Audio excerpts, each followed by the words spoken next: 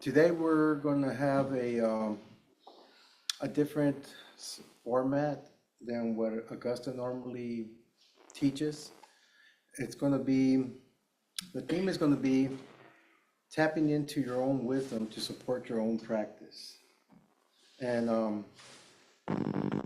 this is really inspired for me when the Buddha states, be your own light. So we'll start off with a little prostration with the bells. And for those of you that are comfortable, and those of you that are comfortable in Zoom, you can hear me, right, Hugh? Yeah, all right, good. So I'll ring the bell 3 times. We'll do a prostration. It's all volunteer. If this is not your thing, that's perfectly fine. And then we'll start off with a meditation. 20 minutes, I'll guide. And then we'll start with 4 series of questions that you ask yourself. And you give your answer. And you might not have the right answer today, or you might. I don't know, to each their own. And we'll have a little discussion on what it is, and then we'll move on to the next. There's going to be 4 questions. Okay, so we could start. The first prostration is to the Buddha.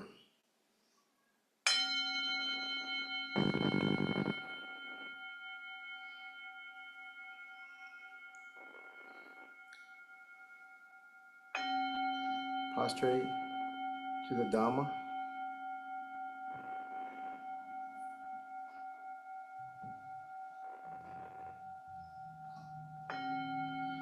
And we prostrate to the Sangha.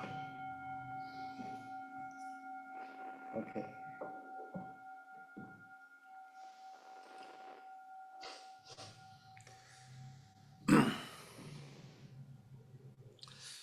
So we'll start off a mindfulness meditation today. If you have your own practice, that's fine. You could just disregard my voice, as most people do, and and do your own thing. It'll be 20 minutes. There are cushions, there are blankets over there. If you want to use them to support your feet, to warm them up, it's nice and warm today. However you want to do it. So I'll start the meditation with the ring of 3 bells, and I'll end it with the ring of 3 bells. Is that okay? All right, we'll start.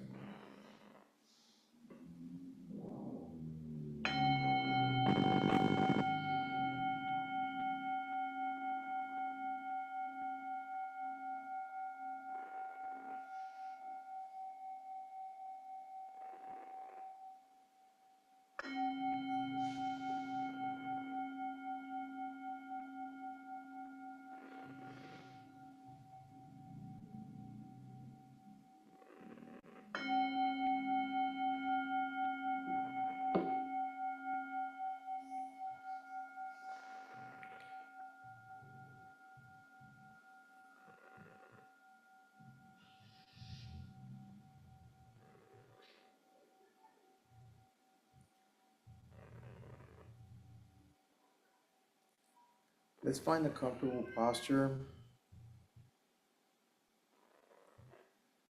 Supports you, be upright, but not stiff, but relax.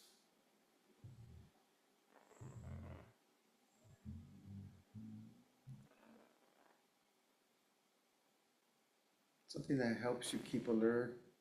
Just spread your shoulders wide,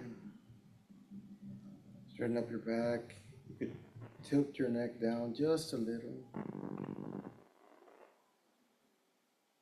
If you need to open your eyes just a little bit, that's fine. Just relax, sit here.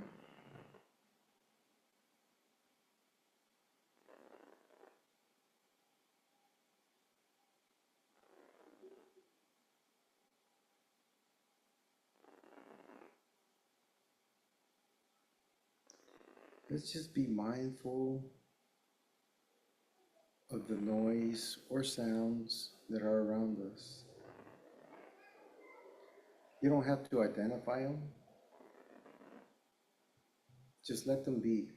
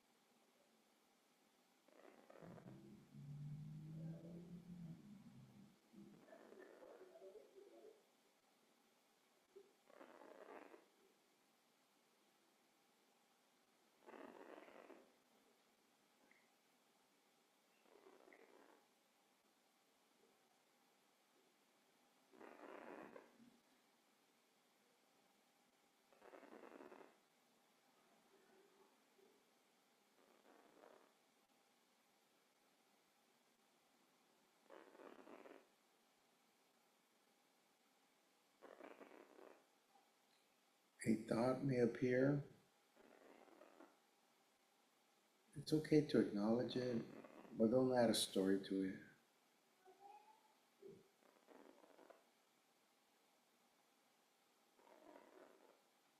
Just let it go.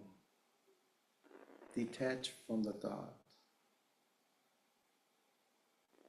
Return to the sounds.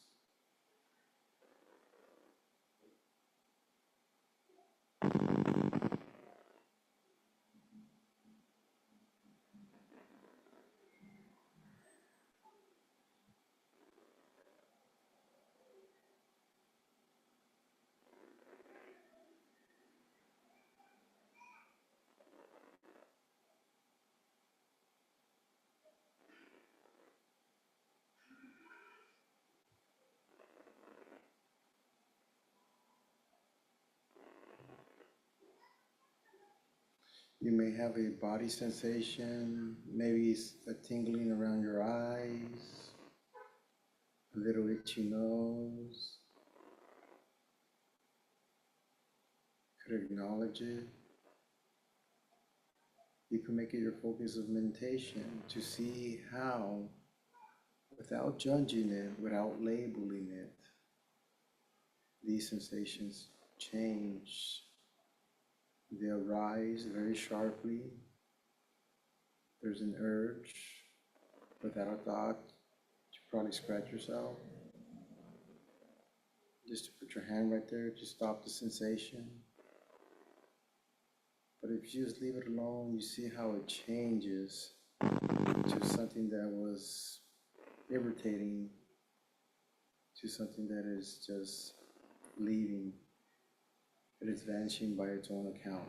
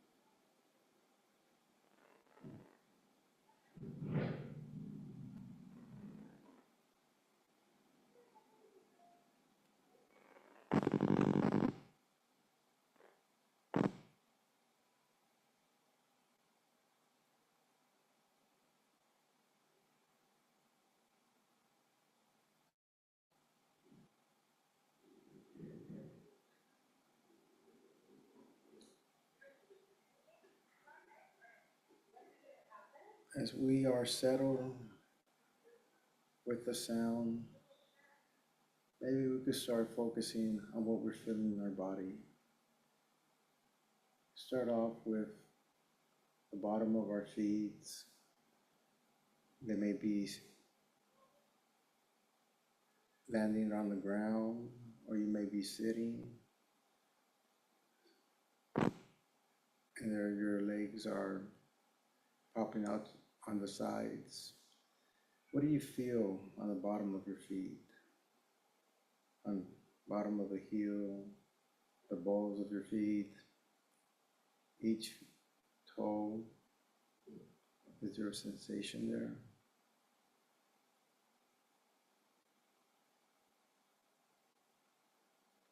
Was there a sensation before you started applying your focus to this area of your feet?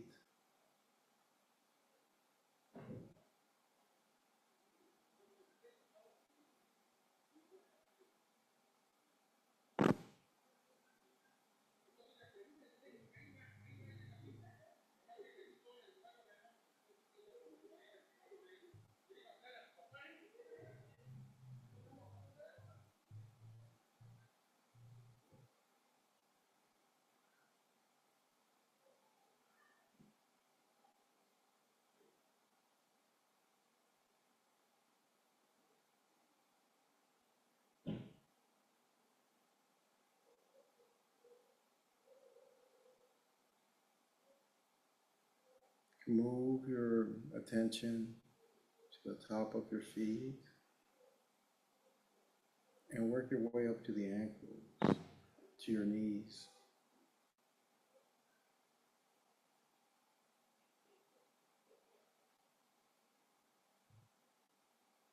Whatever you're feeling, there's no judgment.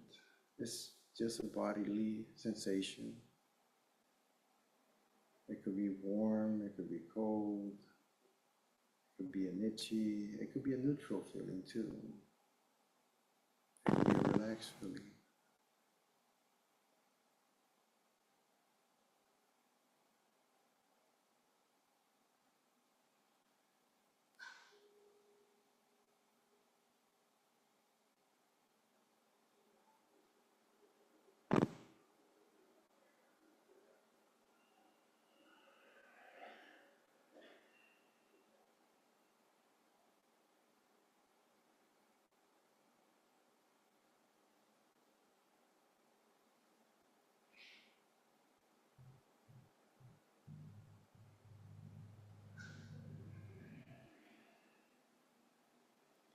You could keep on moving your awareness beyond the knees.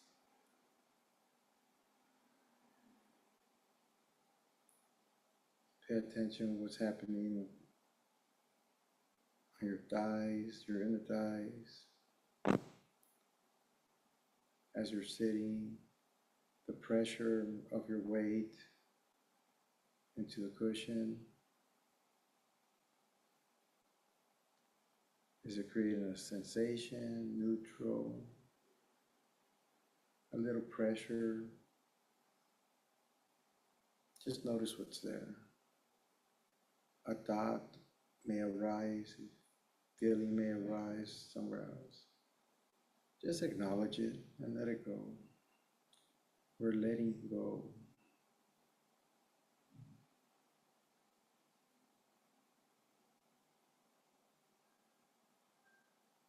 Our feelings are like the clouds. They form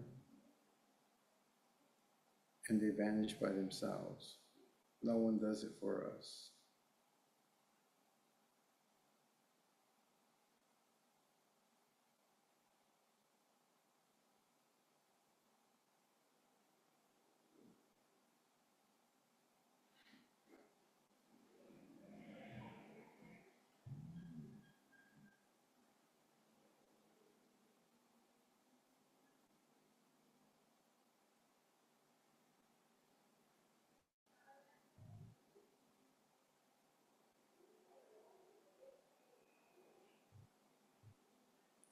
If there's a reoccurring thought that is visiting you,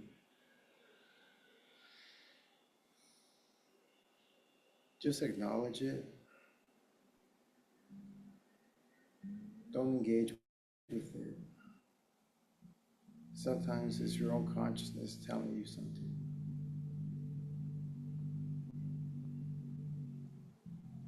If it shows up in your body, acknowledge the feeling.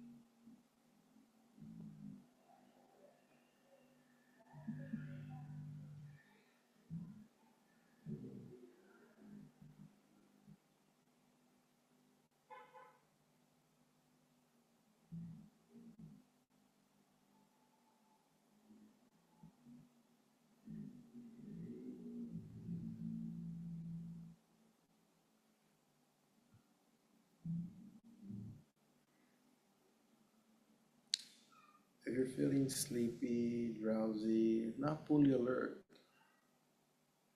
you could take 3 controlled breaths and then re-engage in the exercise of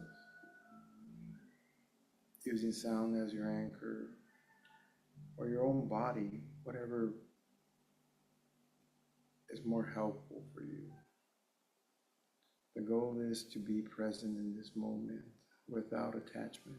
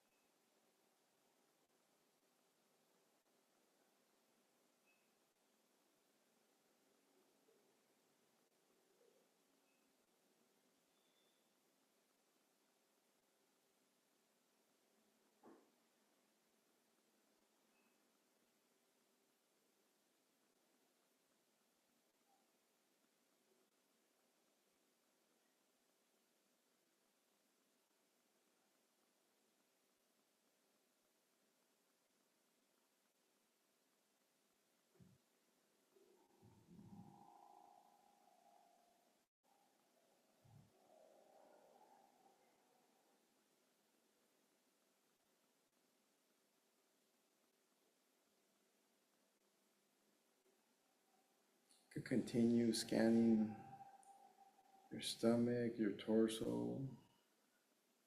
Move your attention up to the neck, back.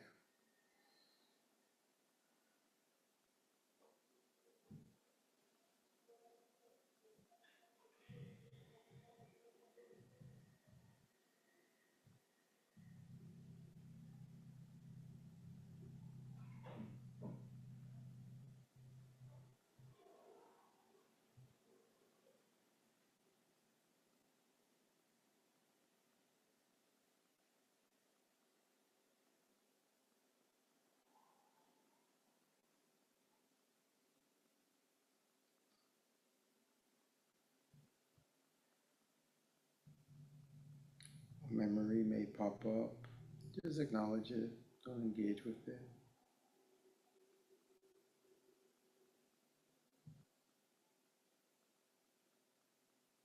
Worries of the future may pop up. Once again, just acknowledge it, but don't engage with it. Return to your anchor, whether it's the sound or your own body.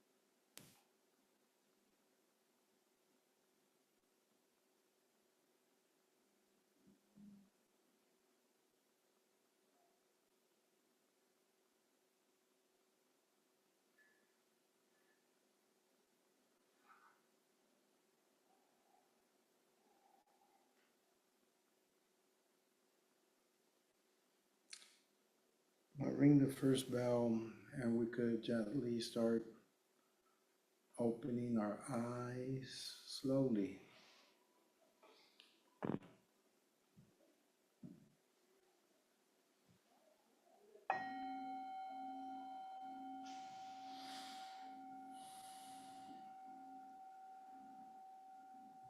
Just being aware of your surroundings.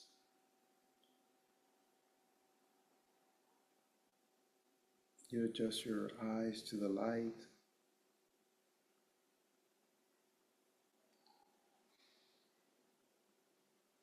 And then second bell, you can start moving around mindfully. Just keeping the same awareness in the practice. Now we're doing it in a moving ways. If you want to stretch out your fingers, your legs, move your neck around.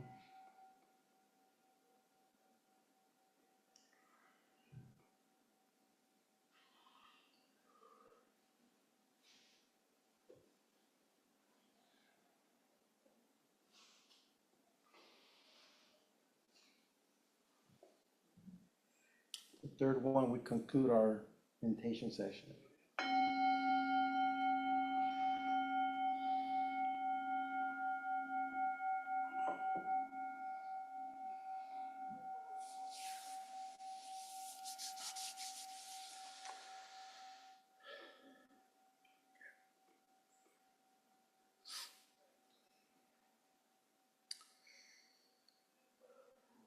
So for the people in the room, the bathroom is in the hallway.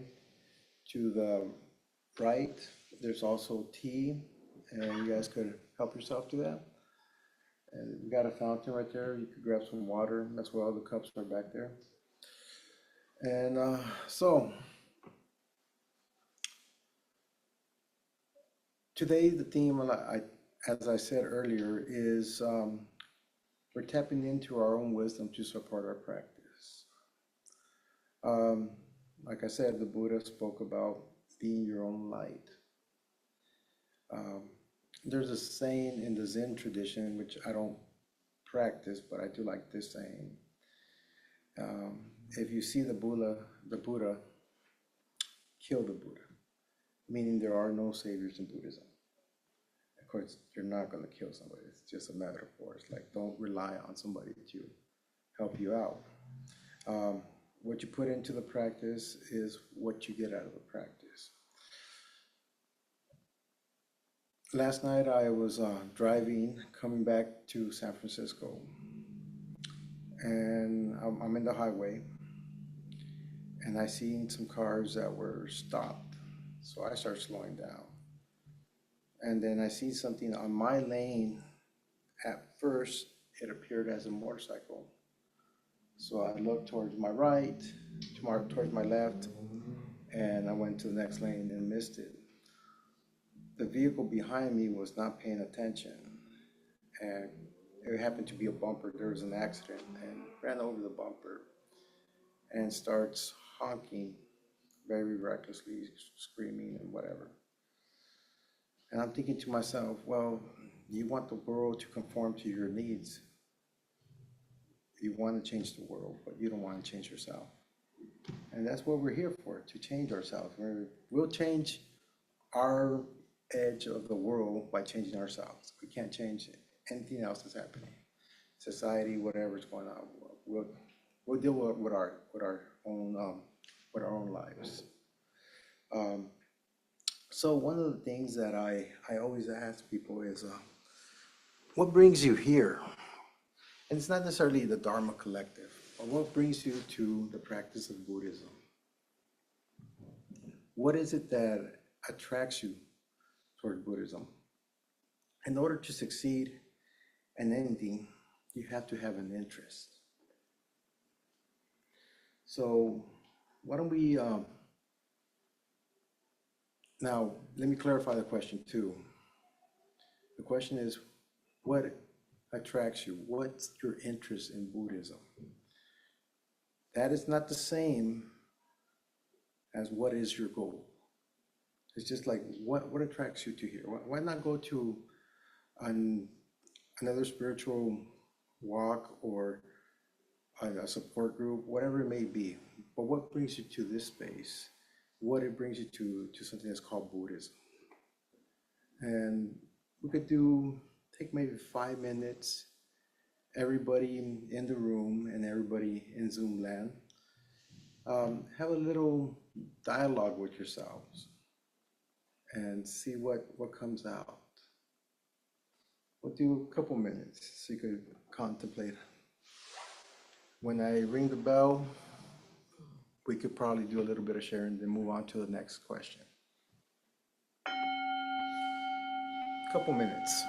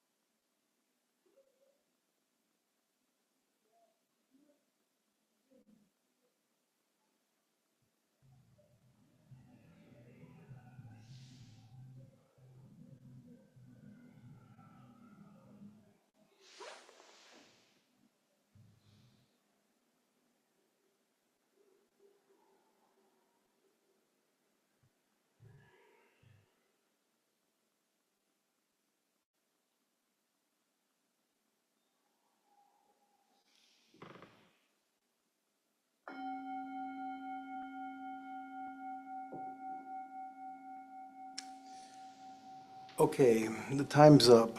Um, so let me give a little pattern of what I'm asking. Um, what attracts me to the practice, to Buddhism? First of all, it's something that you really do engage in. And second of all, there are no actual rules in Buddhism. You could literally be sitting here practicing, reading the Dharma, and then walk out of here and go rob a bank. That's your own decision. That would only thing that in Buddhism would be called a unskillful action. And you would have to deal with your own karma. So it's not somebody judging you because you didn't do this because somebody said this. It's your own action. It's a practice. This is what I like about it is you built it. It's like working out. It's a muscle. Like, okay, I don't want to be so impulsive. I don't want to be this. I don't want to be that. I meditate when those feelings come to me, and they do come to me. I have that tool of mindfulness that helps me to deal with it at the moment. That's my interest, the actual practice. It's really different than most other things that I have encountered with. And again, there is no rules, there is no authority. Teachers, they're teachers, sure, and they have authority to teach, but they don't govern the practitioners. And this is something that I really like. This is your own choice. So when I make a bad choice, I'm like, I made this choice. Not only, even if somebody gave me advice, it was my choice to follow that advice. So let's start off in the room and then we'll go to Zoom land. Would you like to share? Sure. I think my answer is pretty similar. Can you hear here? Can you hear? Okay. I learned about meditation through mindful-based stress reduction, which is much more, and I was having some health issues, and so it was in a clinical setting, but I feel like the practice of it let me, it was like a coping mechanism that felt very practical, and doing it consistently like felt like exercise and felt like another form of how to prepare yourself to live in the world. And I think it's very practical. And I sort of like the simplicity of the practice too. You sort of, every day it's there and you come back, and it's about, like, I also like yoga, and I feel like when you go to yoga, they say, like, you just gotta get to the mat. There's a similarity to, like, you just gotta get to your seat, and it doesn't change. I think for me, it's helped me build my own resilience and the ability to navigate things in a better way. It doesn't change any of it, but it helps you have a more resilient, at least for me, it's have a more resilient brain. Anybody on this end would like to share? I come here because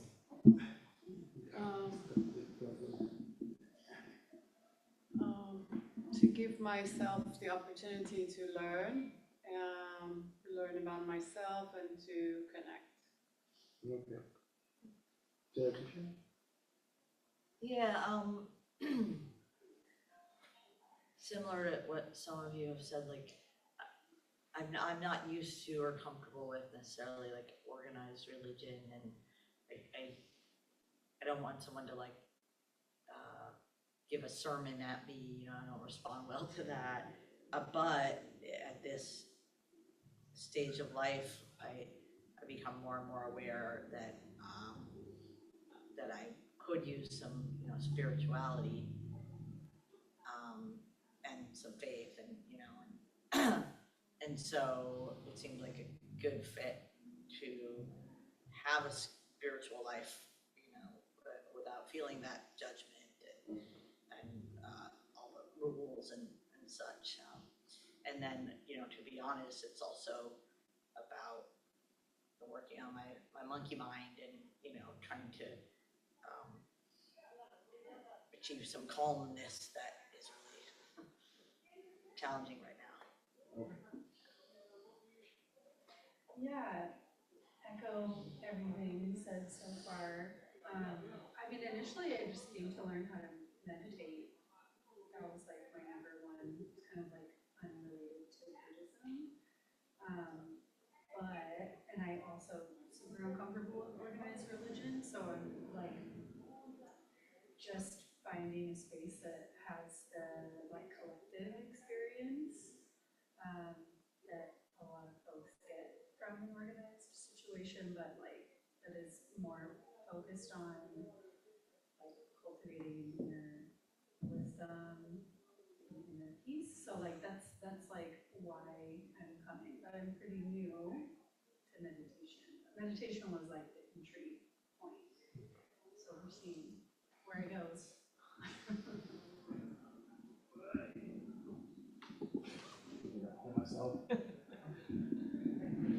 Anybody on Zoom land, would you like to share?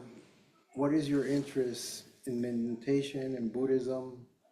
What brings you to the practice?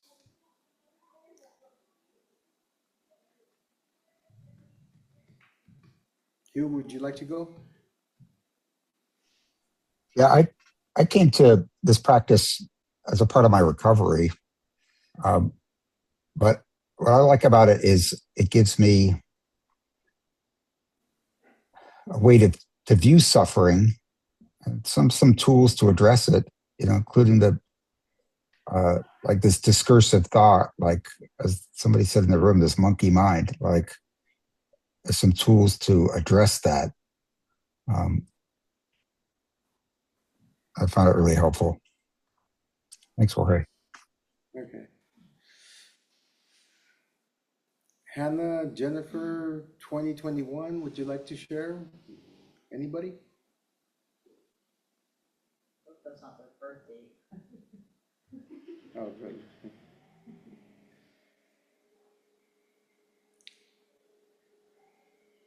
Okay, so to succeed in anything you do, you have to have an interest. If you don't care for it, then why do it, right? And this is why this question was asked, like, what is your interest? There has to be some kind of interest. There are certain things that sometimes people want to engage in conversations with me, and I don't have an interest. And I tell them I just don't have an interest. it doesn't, I'm not saying some of the stuff doesn't affect me one way or another, but it's just not my interest. So I'm not going to succeed in engaging in the conversation or doing other things. Why don't you become this? Why don't you become that? I don't have an interest, you know. And so you need that interest to succeed. So let's go to the next question. You got to continue doing this continually. And it's also another way to say have a discipline, to have it into your lives, a daily practice. What would support your daily practice? Let's give a couple minutes to think about that. Start off with the bell.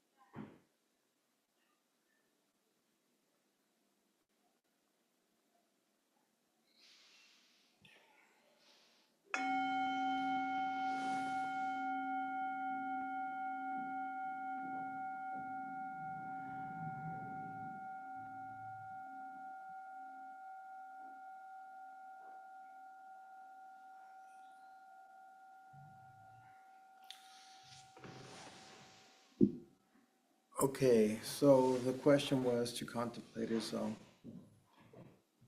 what would help you continuously engage in the practice on a day-to-day basis? Not do one meditation today, 2 weeks later you'll do it again, maybe a month later you'll pick up a Buddhist book or something of that nature is compatible.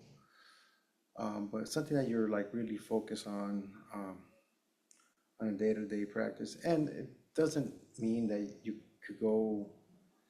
cannot go a day without engaging in it. Sometimes life gets in the way and we're busy, we have jobs or other responsibilities, whatever they may be. So sometimes it's not a perfect world where we could just always do the same thing over and over. Well, what would help you? Does anybody in Zoom want to go first today, right now?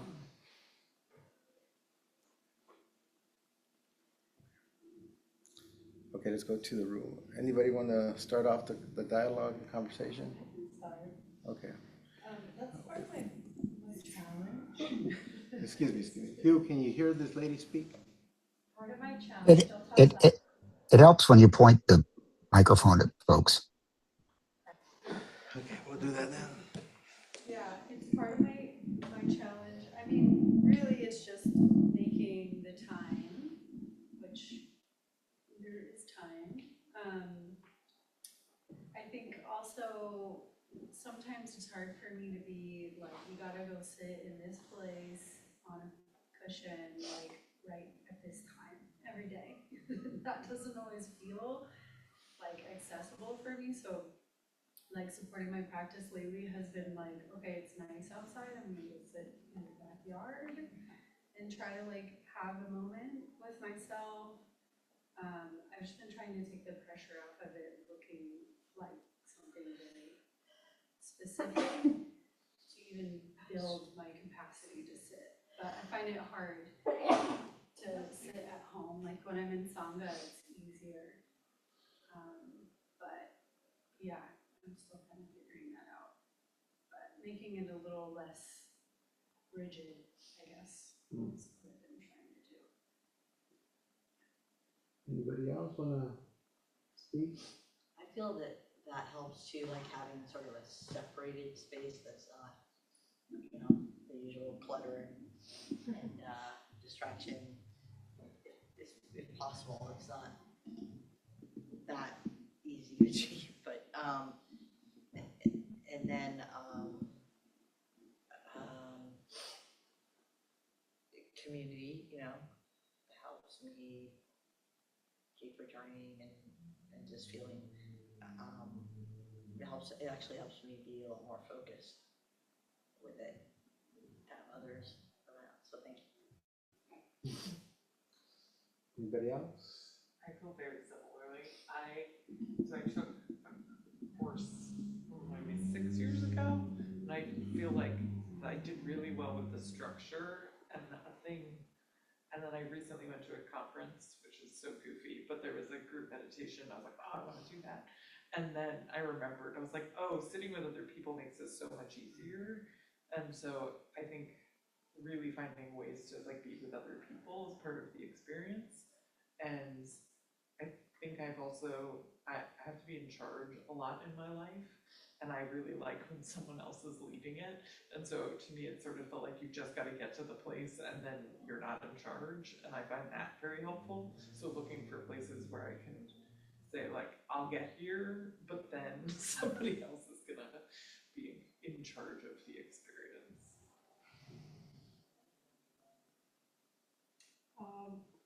What would help me is setting intention to do it, and then have discipline and consistency with which, you know, when you pose that question, I'm like, it's like I do things sometimes without even thinking, you know, I'm so on automatic. It's like sometimes I feel there's no tangible intention behind it. I'm just like doing things like, which, you know, it's a good, how do I say it? Like wake up call, be more mindful.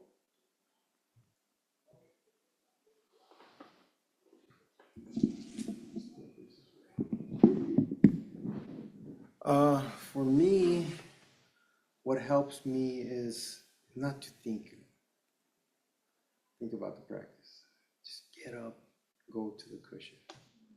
Because if I stay in bed, I'm gonna give myself every alibi to not sit in that cushion. And another thing that helps me a lot is reading the Dharma. And by the Dharma, I mean lectures of teachers and their experiences in meditation. And kind of like strive towards, okay, guys speak, you know, they're speaking truth. At least they sound truth to me. And so that's like a good inspiration. When my practice starts to feel more like I have to, I don't like that. It's more of a deter. It just, you know, it's not good for me. So it's more like just sit down, see what's going on in your mind, and then use a very meditation in your day-to-day practice, in your day-to-day engagement, walking your dog, going to work, doing whatever you're going to do. So I work as a handyman, and sometimes I get clients that are very difficult. And sometimes you just have to, as you're working, take a breath and ask yourself, what am I feeling? But just understand that you're feeling something and you can let it go. And don't get me wrong, there's times where you do have to walk away from people, and that's okay. But if it's something that it could be navigated, it could be managed, you got these tools. Also with expectations in life, you know, just say, okay, I'm disappointed today because this happened. Feel it. let it go. But all this is like, starts off with not thinking about, I need to meditate, just go sit in the cushion, meditate. And then, I like reading Dharma. It helps me a lot. It guides me. It's like, often I feel that when people meditate and there's not something attached to the meditation, it's like they're rolling a boat as hard as they can, but not untying it from the deck. They're not really going nowhere. And it doesn't have to be Buddhist. I mean, people come here with different faiths, and that's perfectly fine. But something that gives you a good direction in life would always complement your day-to-day practice. And what helps me too to commit to this is look at the times that the practice got you through these difficult times. Just recollecting that. That's something that helps me a lot. Like, and one of the things too about the practice is that helps me continually to engage with it is that everything that I'm gaining, all the experiences and everything, the understanding on how to manage my emotions, my thoughts, no one could take that away from me. So that's the one thing that I really do like. Okay, we got about 6 minutes before our bells start ringing around here, before we hit 6 o'clock. Would you guys want to take a break? Restroom, there's some tea back there, stretch out. Zoomland, same thing? All right. You okay? I worked out today. Oh, So okay. my back is a little stiff. Well, lucky you. Yeah. It's not a bad, but definitely just a little stiff.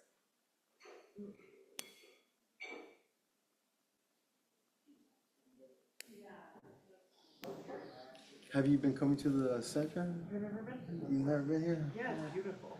Okay, good. What is your involvement?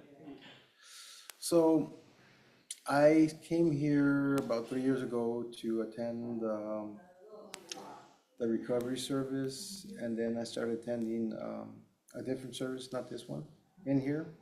The teacher's still here teaching, she's great. And then I started volunteering, doing stuff here and there. And Augusta, who's the teacher on Monday, started this service. And I've been assisting her. She's in retreat right now, so I'm running the Sangha today. Today's my second time running the Sangha. Oh, cool. You would never have known. You seem very practiced at it. Oh, okay, thank you. Yeah, so, yeah, it's a good place. There's no one tradition here. Yeah. We invite teachers from all different lineages, Zen, Tibet, Theravada. So it's a good little place to come and get a teacher. Let me go use the restroom before we start all over again. There's gonna be some bells. Church bells always hit at every hour. Let's sit a little bit, do a little guided meditation. This one is to cultivate loving kindness. So what this meditation is going to be about is we're going to recite words into our own in silence to ourselves, and I'll speak to you after this meditation what it is and why it's important. I think so. We could take a good little posture again. Relax.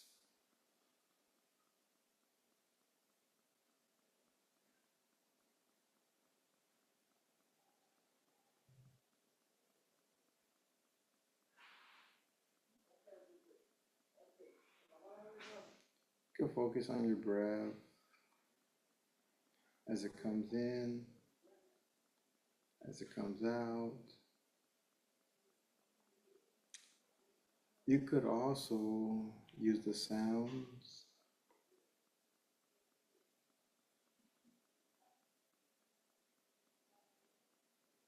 Or you could use your body just to settle down. These are just anchors. They're nothing more. They're tools that we use in meditation.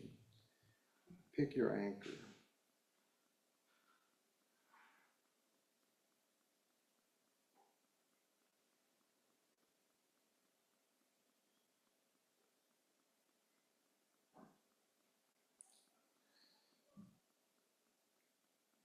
I think we have people in our lives that are difficult. Pick someone, not the worst one, not the one that's when you think of the person, makes you go from 0 to 60, not that one, no. Mm-mm. Maybe the one that makes you go from 0 to 5. It makes you feel a little uncomfortable. Maybe you don't want to engage with conversations, or maybe there's something that's a little bit of irritating in your life when you're around this person. Who knows? You only know your own truth.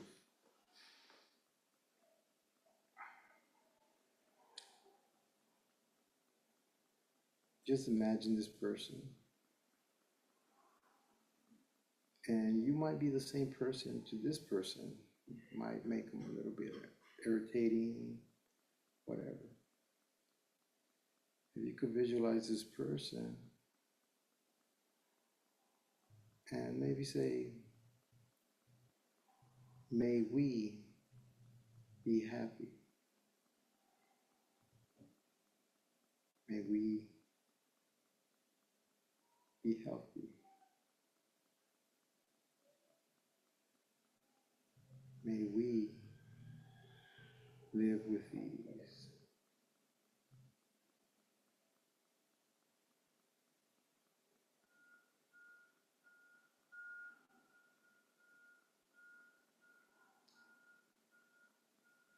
To repeat these same words with this person in mind. May we be happy. May we be free from danger. May we be healthy. May we live with ease.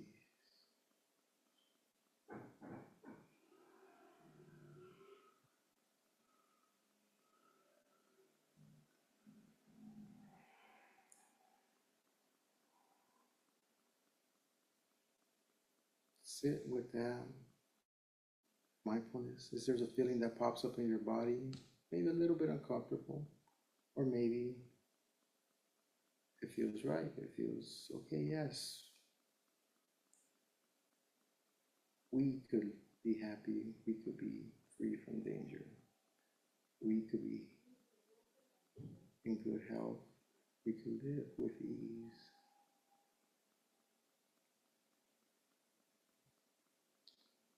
If there's a feeling that comes up, whatever it may be, just let it be, let it come up. It doesn't need to be stored in your body. Let it arise naturally.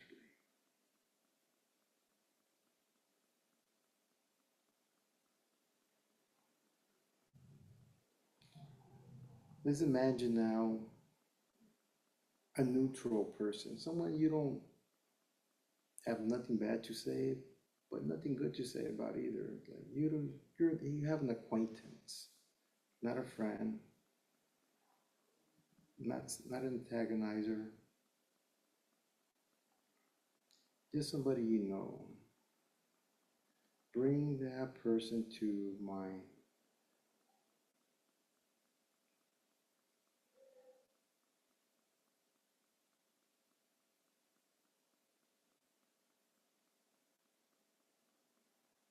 Now we use these phrases.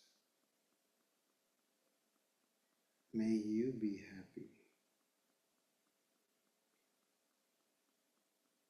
May you be healthy.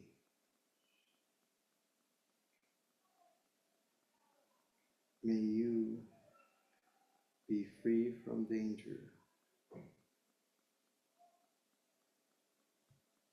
May you live with ease.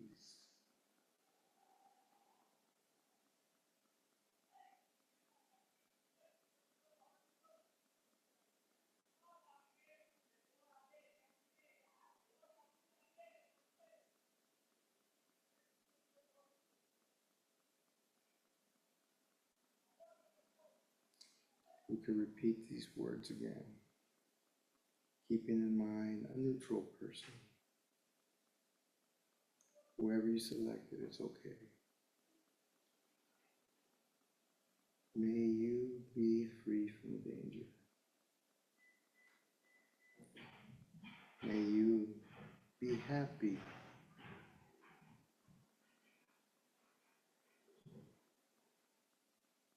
May you be healthy.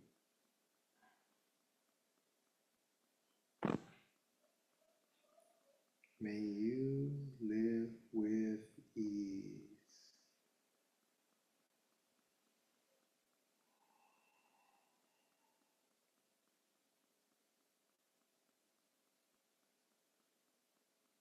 What feelings pop up, let them pop up. It's okay.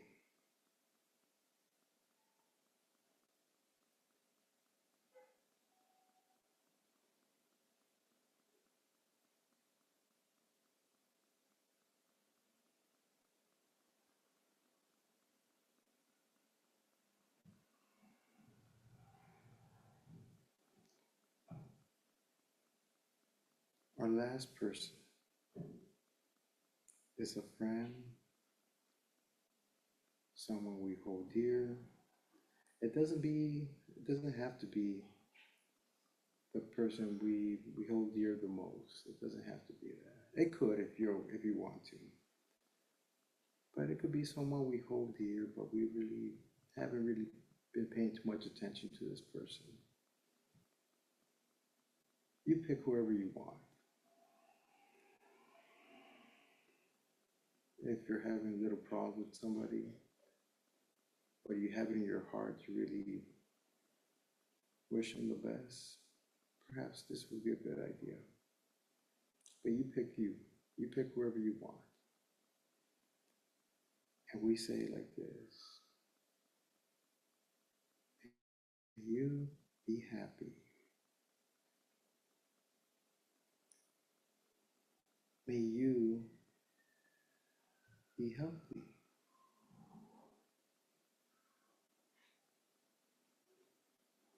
May you be free from danger.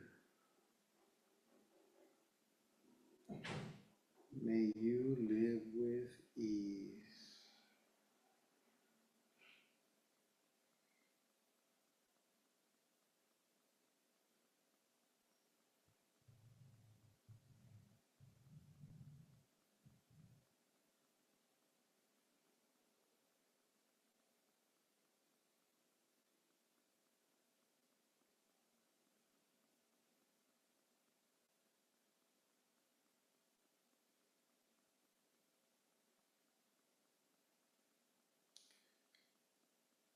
We could repeat these words in silence.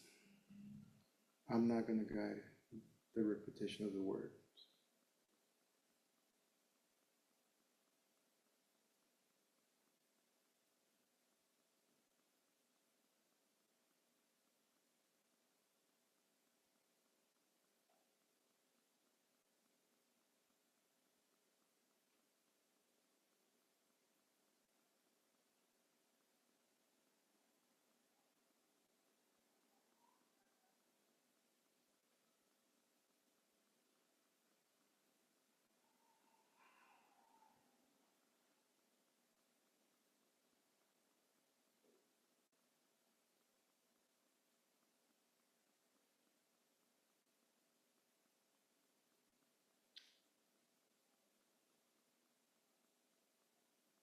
Let's do one last round. And let's say, May I be happy.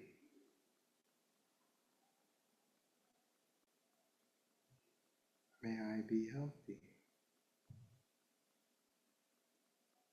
May I live free from danger.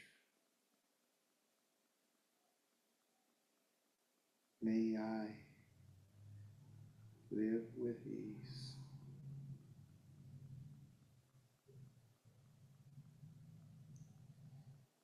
If there's something that you're feeling in your body,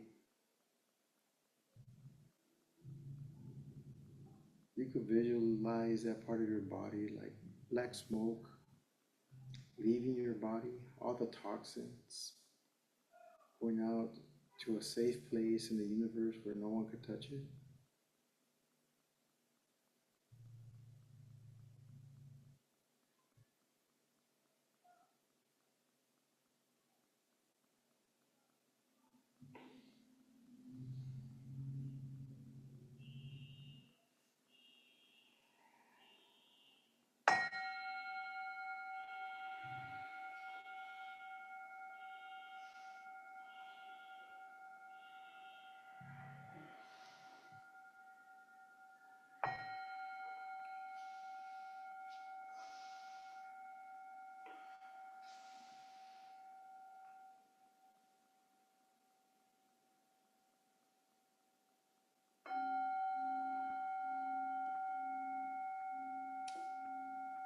And this concludes our meditation.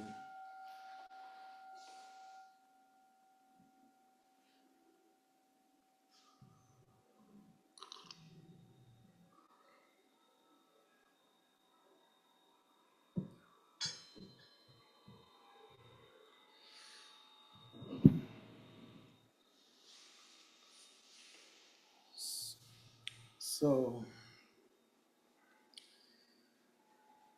this meditation is inspired by the Metta Sutra. It's a Buddhist scripture. Um, and the practice one about loving kindness has nothing to do with liking.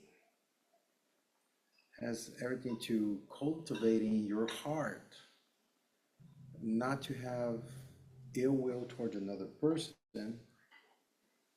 and to wish him the best, even if you don't like this person. It's a little tricky because, like for me, compassion, I'm nowhere around the curve, you know. But this is a first step. And then there's another training that you could do to cultivate compassion. I have taken it, haven't continuously engaged in the practice, but it's very powerful too. It's I was at a laundromat maybe 6 months ago, and the guy, drunk, not knowing what he's doing, and having a very small order, came in asking for money. There's people that said, "Get away from me," and there's threats made to the person, just like that. And I didn't like the way he smelled. I'm not gonna lie, but I did wish him to get off whatever he's using and get his life together, because that's not the way to live. I don't want to live like that. I wouldn't want anybody to live like that. And that's the loving kindness. It's like you don't like what's happening, but you could express that desire for that person to do better in his life, or to make better choices, whatever it is. You don't have to guide them either. That's just what's in your heart. It's not cruelty, it's the opposite. And so like I said, when we talk about loving kindness, love is not liking. It's just the desire to have wish the person better in a kind way. And this is a very traditional Buddhist practice. Anybody have any comments? Did you guys follow? Yeah. I like that meditation a lot. I also appreciate that it includes the self in it, Mhm. because I'm a therapist, and there's a lot of self-hatred out there, whether we're aware of it or not. often what breeds a lack of loving kindness towards others. We treat ourselves is can often be what we put out onto other people. So I think like that's a harder one to even come around to. Sometimes it's like depending on the state, like offering that loving kindness to myself is like really Well, and the part about this practice too, about loving kindness, when I started the first round with the difficult person, it's to include ourselves with that person because it makes it easier. Because, now you're kind of showing a little bit of empathy. Like, I know you suffer, but I suffer too. So let's do this together, at least in our practice. If you just do it to this individual, the mind could judge, could be like, this guy doesn't really deserve this. He's been acting up like this or been doing this and that, it starts judging. But when you put yourself in that scenario with that person, and if you could admit that you're not perfect either, maybe you're that person to another person. And, so that's the beauty of this. It's like, we're all in this together in this way. Of course, we're not solving other people's problems, but we could solve how we feel about other people. How about you guys in Zoom land? Anything to say? Jorge, I appreciate that part that you could be that irritating person to them. And I think that's the truth because I can be plenty irritating, and I just know it. And to acknowledge that, I really like that piece and including us both together, Thanks, man.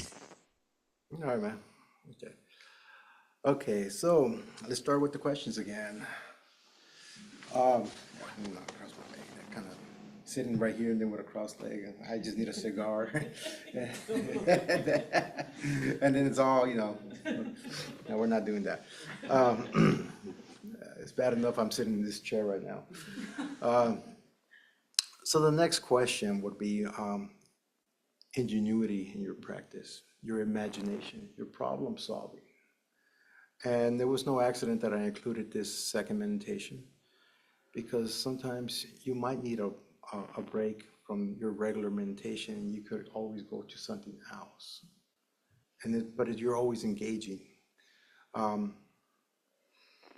Over a month ago, I ran the service, which was more of a testimony of my experience while being incarcerated and engaging with Buddhism there.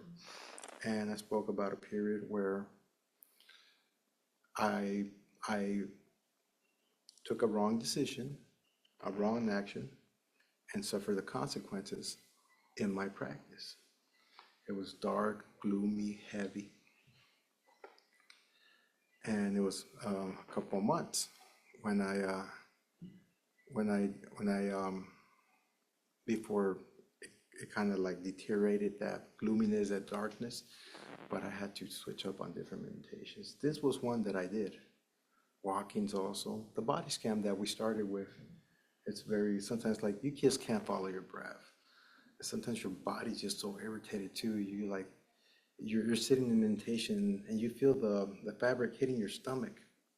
And it's like, oh God, maybe you need to walk. So ingenuity is one of the things that we need to have in our practice. When we encounter certain problems, what do we do? How do we continue to engage in our practice, even if our regular meditation practice is not working for us at that moment? It's okay to put it off for a minute and do other things that are in the same spirit of mindfulness or cultivating loving kindness. Like I said, there's other compassions. And like if you go to the Tibet tradition of Buddhism, they have many practices, a lot of visualizations, all kinds of other things. And, or the Zen practice. I've done some practices that have been very, very powerful from Zen. and other forms of Buddhism. But so I'll speak a little bit about what I do. Again, if it gets too hard, too gloomy, um, I start working around my meditation. Maybe switch it to loving kindness. Maybe switch it to a walking meditation, or rather than using the anchor of breath, the anchor of sound, or the anchor of bodily sensations, there's another one where you just do mental notations. Um, there's a hot feeling in my lower back. There's a tingling sensation, but I just say tingling. Or I could do that, but no attaching a story to it. Just being mindful of it, letting it go. That's one of my practices. Also, I engage with the Sangha. And then some people may have walked through those gloomy paths, and they says, well, this is what worked for me. Now, it's just a suggestion. It's not an order. It's not a recipe. It could be a suggestion. But you have to be open that sometimes our own practice may fail us at times. So we have to have some kind of imagination, problem solving. What do I do now? You know, and then when I guided the first meditation, I said, there might be a thought that keeps on reoccurring. Well, let it come. See what you're feeling. Let it get out of your body. There's one of our guests, our members in the Sangha, that said that she had anger somewhere stored away in her body. Well, let it come up. Why store it? And sometimes we have, like for me, in relationships, I've been done wrong, at least in my view, my eyes, and it had always triggered me to see this person because there would be no apology from the person. Well, the person is doing their own practice, living their own lives, and they're doing it according to their beliefs, their tools, and I have an expectation that doesn't harmonize with that. So what's the best I could do? Accept that this happened, let the feelings come up, and then set boundaries, and don't go back to the expectations. So these are the tools that I'm talking about, ingenuity. So does anybody in the room want to share? Start off with the room. I'm gonna point the microphone towards your way, because zoom that. Okay. Should I ask if they can hear? Can you hear you? Hello?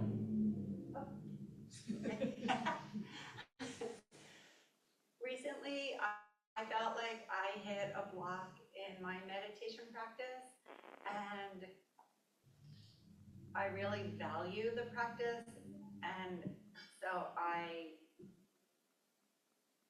wanted to explore why was this happening, because I really do want to continue with this as a daily practice. And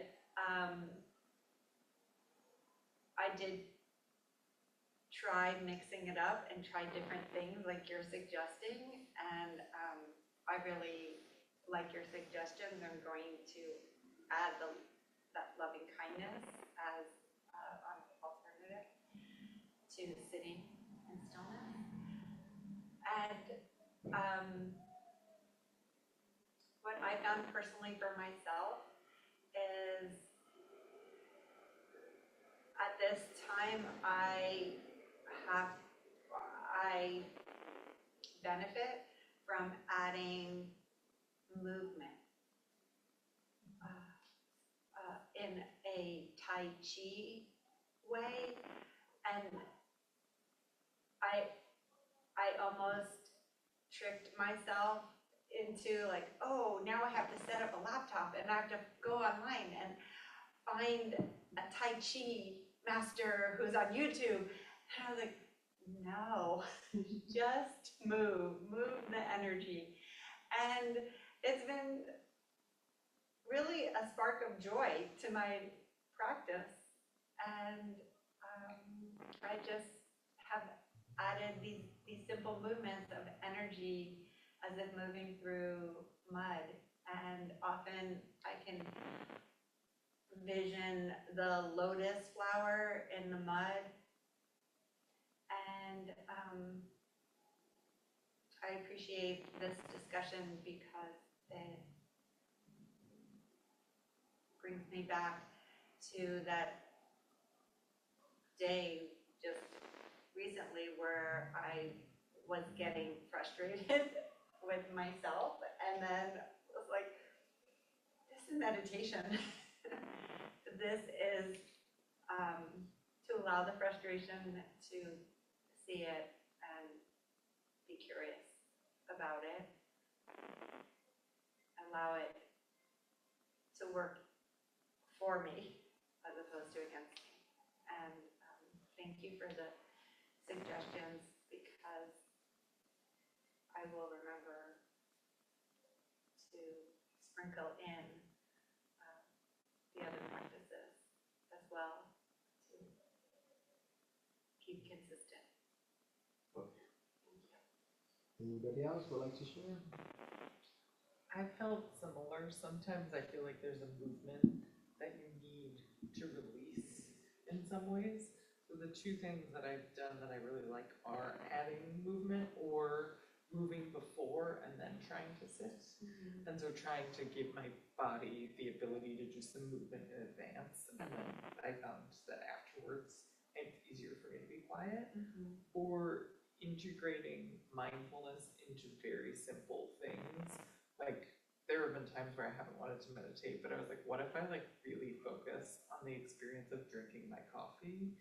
In this, like, I want to like taste every part of this. Like my Phil's bag said this, that should be smoke and berry and whatever. Like, can I taste those things? And can I like really see how the sunlight's hitting my cup? And I feel like sometimes after I do that for a little bit, it's just then easier. Either I'll be like, that's what I have for today, bye-bye. Or it's easier to then like switch. It's like gets me, sort of eases me in a way that I really liked. Yes, that is exactly what Naomi always says. Everything is our practice. She is not here this evening, but she reminds us of that often, like you're saying. I find that helpful. That's beautiful. In little moments to be like, okay, maybe I can't sit for half an hour, but I can take 3 minutes and really taste this. Because I'm thinking about when am I practicing mindfulness if I'm not sitting on my cushion. And I do take walks, and I took one time I ran into Augusta at a protest, and she's like, let's do mindfulness right now. And I'm like, okay. And she's just like, just feel your feet on the ground. And walk wherever you are. In the middle of a protest, wherever you are. So I've been doing that. As like, I haven't been able to sit very easily lately. But the act of like my feet on the ground and just being alone, hopefully somewhere kind of quiet, but sometimes possible. It's good when I've been doing that. Yeah, any of you would like to share?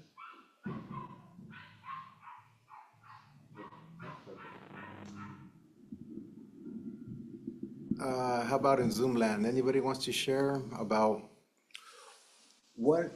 how do you do problem solving when your practice is it's not producing what it needs to produce? How do you problem solve that? What ingenuity you have? What imagination? What tools? And just let me throw this out there. Maybe sometimes you might just have to ride that wave. It just might be that exactly what you need.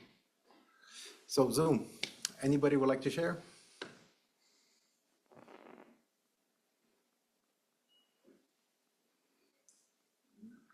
those all bots on there?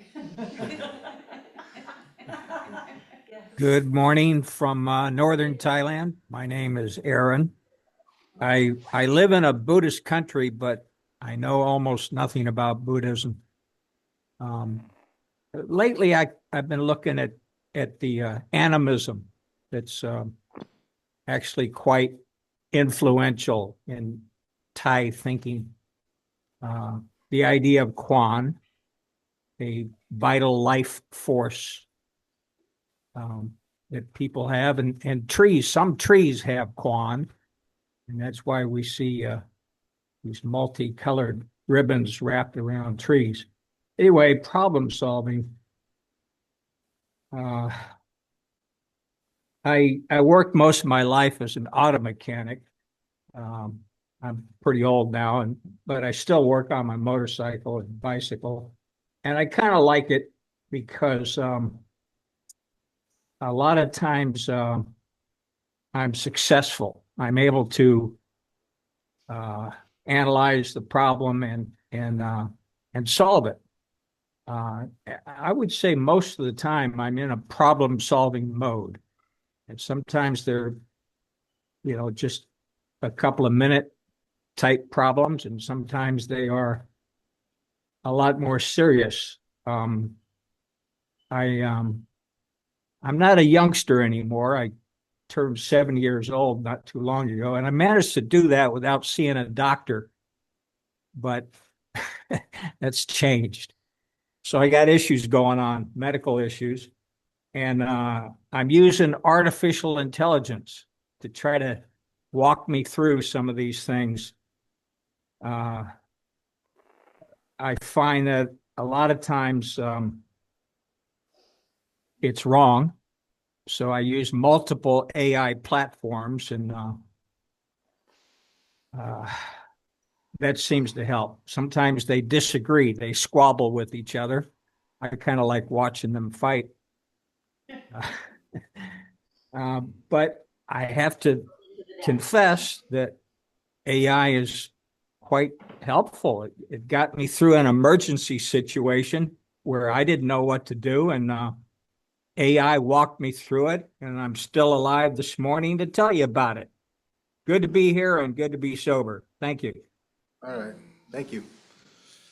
Okay, so just take a little moment and feel whatever emotions have risen up. You could use, like I said, any anchor you want. The feeling itself could be an anchor.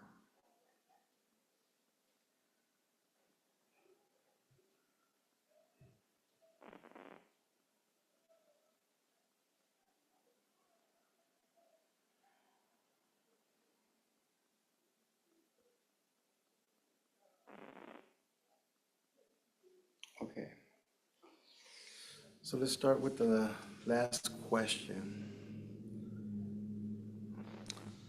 The last question, well, let's do a recap.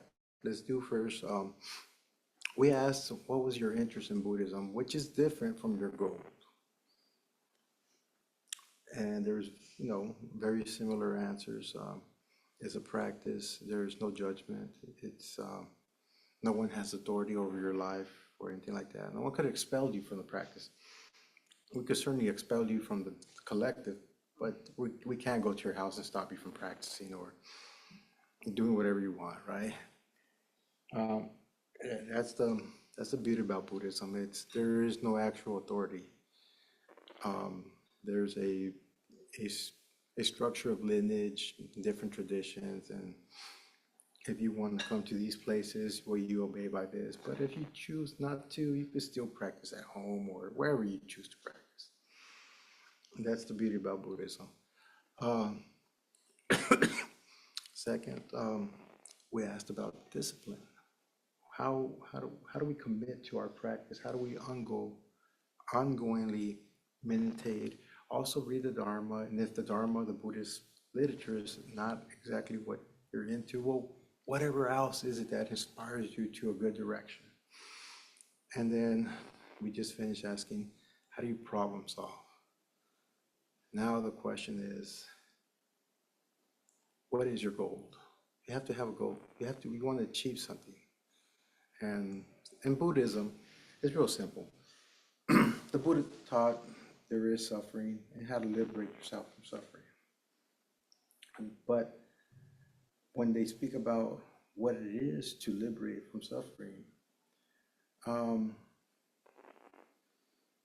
I feel often that the description is like describing a piece of pie and how it tastes to each individual, but you guys will never know how that pie tastes until you taste it. So sometimes it's a little bit difficult to really capture like what it is not to suffer. And then there's an account of Buddhism where after the Buddha's enlightenment, he grieved over an invading force that came over his village and murdered some of his clan members, tribal members. But he didn't suffer.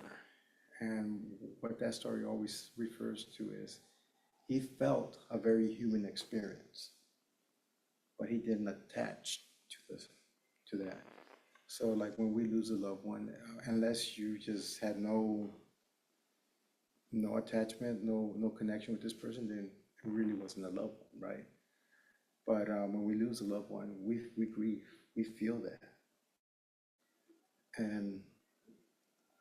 But at the same time, practitioners, we accept that this happened because we understand we can't do nothing to bring this person back. And then once you accept that, then you can continue to move on and start letting go of this feeling that's invading your mind, body, whatever it may be. So, and my goal, I'll speak about mine. I had a good level of practice when I was incarcerated because I didn't have a job, I didn't have bills to pay, I didn't have a family to take care of in any way, shape, or form. Now I'm at her. I do got bills. I do have a job. Well, I have jobs. I'm not. I pick up handyman jobs, and I have a dog, so that's my family. So I got to take care of all this, and my goal is to restructure my life to go back to that level of practice because it was not the happiest time of my life. I was in prison, mind you this, but it was the most peaceful time because I was engaged daily in the practice. That's my goal. So we would like to go and share, or we could take some minutes just to contemplate that. Take a couple minutes and ask ourselves, what's our goals?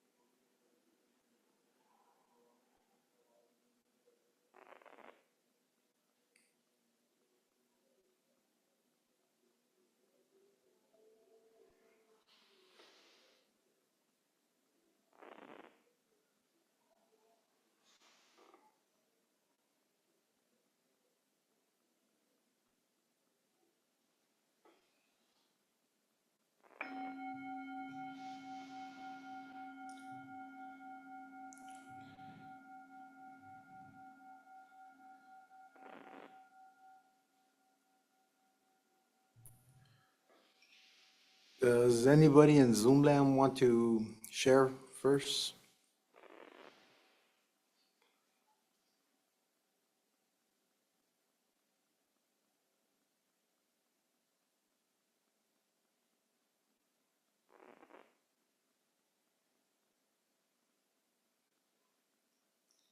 Okay, we'll start in the room, and if anybody in Zoomland later wants to share, they're welcome to.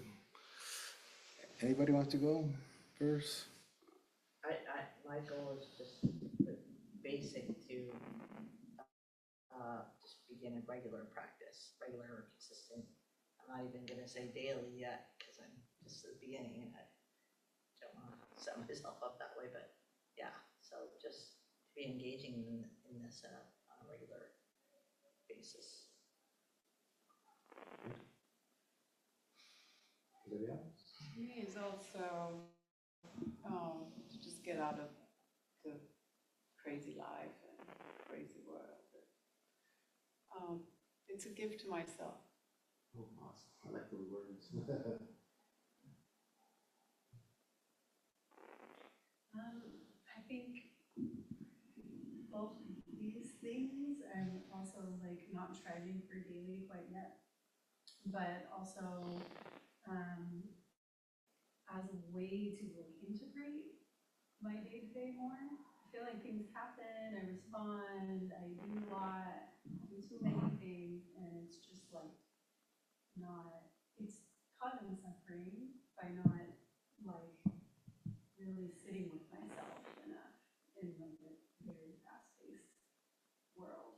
So, you know, like just being with myself more. I feel that my goal is to heighten my mindfulness. That yes, sitting in stillness when possible is instrumental to elevating mindfulness, but also the mindset of wanting or choosing to integrate that more feels like the next step for myself. I feel like when I am sort of struggling with some anxiety and having some issues around control, and I know when I have been more regularly practicing, I'm able to navigate those things better. I feel deep in attachment, would like to like release the feeling of being, I feel like I'm over attaching to too many things, and I would like to be able to catch myself as that's happening, so I can sort of give myself permission to let go, because I feel like I know what that feels like because I've been in more regular rhythms, and so I'd like to get back to that, where I feel like that will just bring more ease to my day-to-day.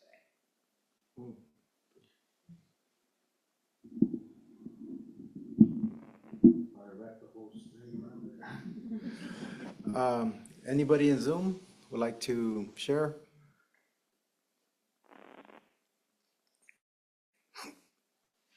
Okay. So what we did today, we were honest with ourselves. I'm hoping we were. And you don't have to be honest with me, but to yourselves you have to be honest with. And there you go. I want to cross my leg again. I don't like that.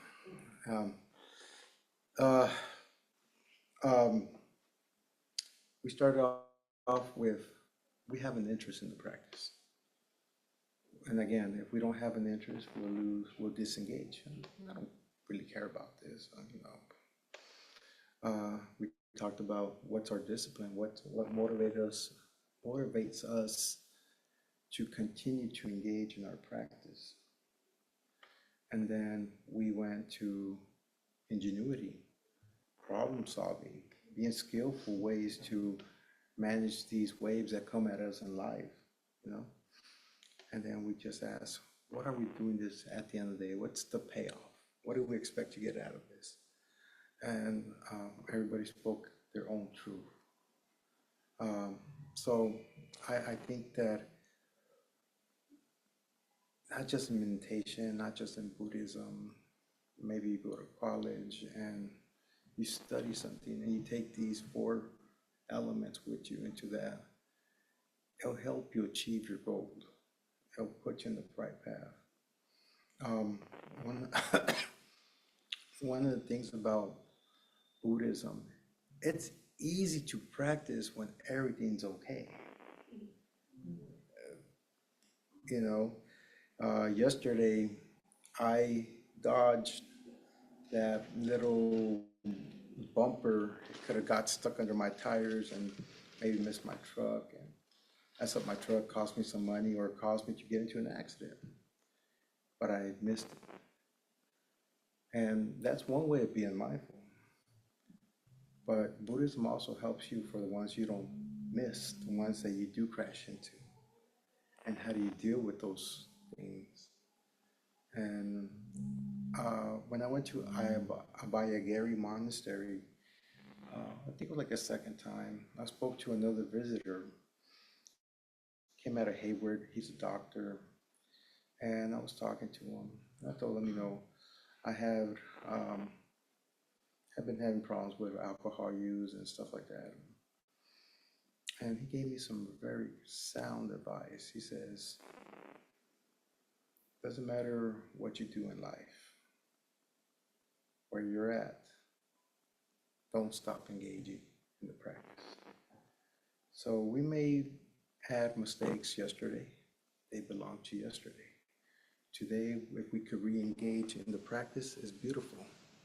And again, it might not be that practice that we go to on our day-to-day basis because there's some clouds in our mind. We might need to do a walking meditation, metta meditation, or change our anchor if you're doing mindful meditations. Or maybe even check out another Sangha. You know, that might be helpful. So we have 12 minutes. The space is open for in here and for Zoom. If anybody wants to speak, get something off, it's open. Thank you for leading us. This has been great. Thank you.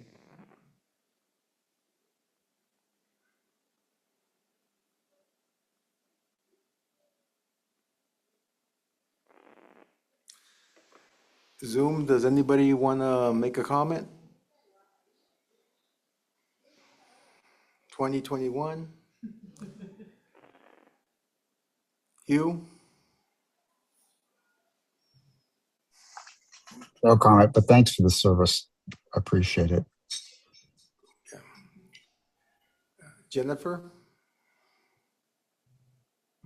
Okay. Our new guest today, would you like to say anything?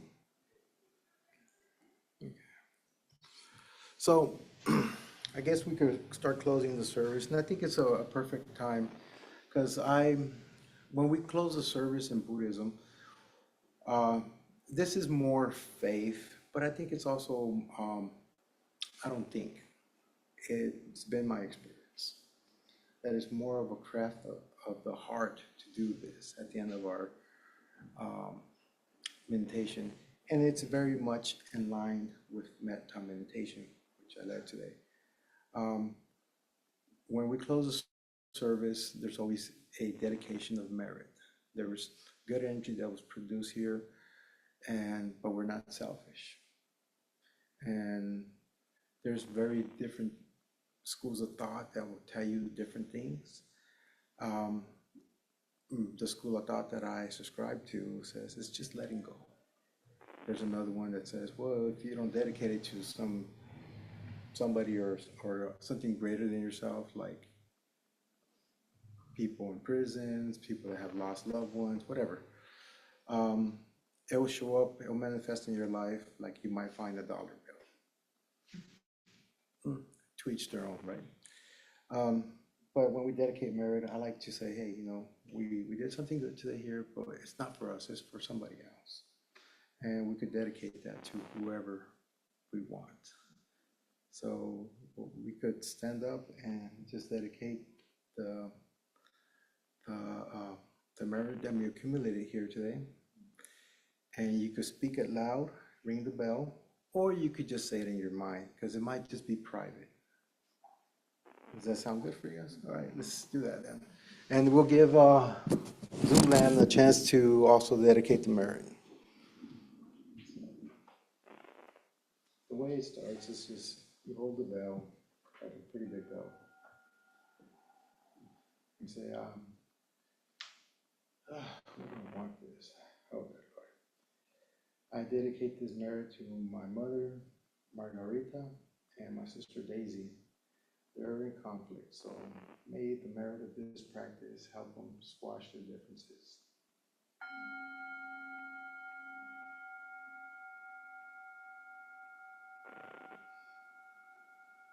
Mindfully, I'll take a step towards you. I'll let you receive the bell. And when you're ready, you want to ring it for you, or you want me to? Okay, good. Right, live with this one. Yes. I dedicate this practice to a dear friend of mine who is having some health issues right now.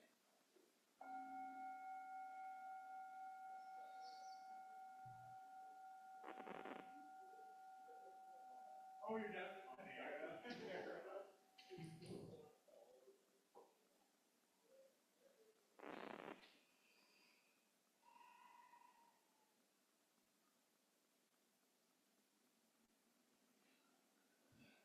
I dedicate this practice to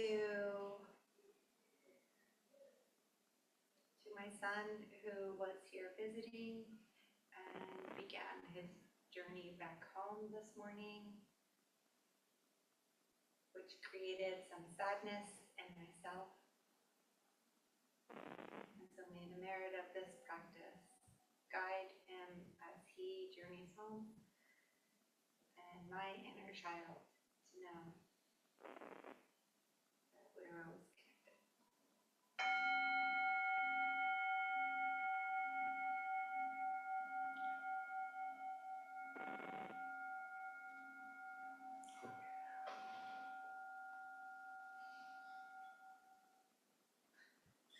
Okay, can you hold off on yours? I can. Does anybody in Zoom want to dedicate the merit? You guys could say it and we'll ring the bell for you over here.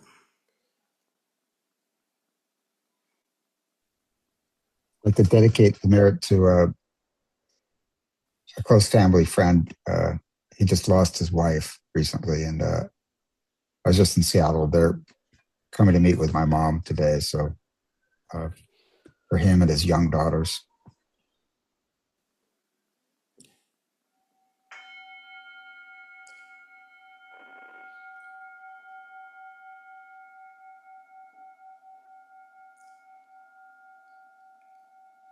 Anybody else in Zoom?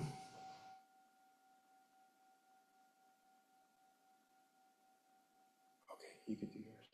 Thank you. I'd like to dedicate the merit of this practice to my sister-in-law, Karim, who's having some rough health stuff going on right now. It's hard to figure out.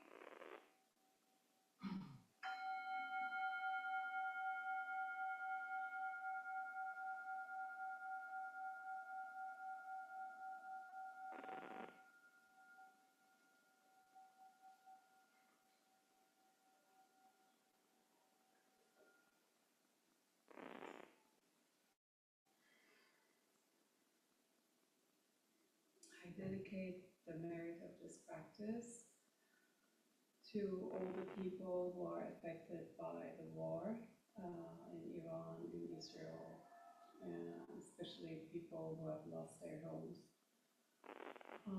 May people be liberated from darkness, and may peace prevail very soon.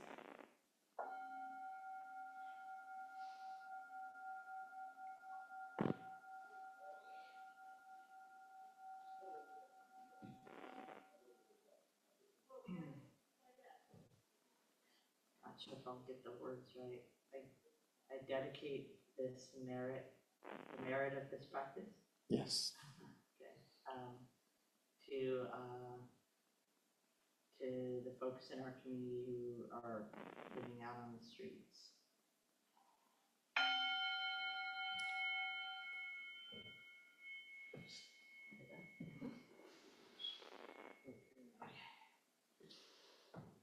So we can take a seat or whatever.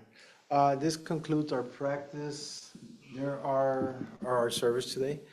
Um, As a reminder, the Sangha is always open. The Dharma Collective is always open to everybody. It's not turned away.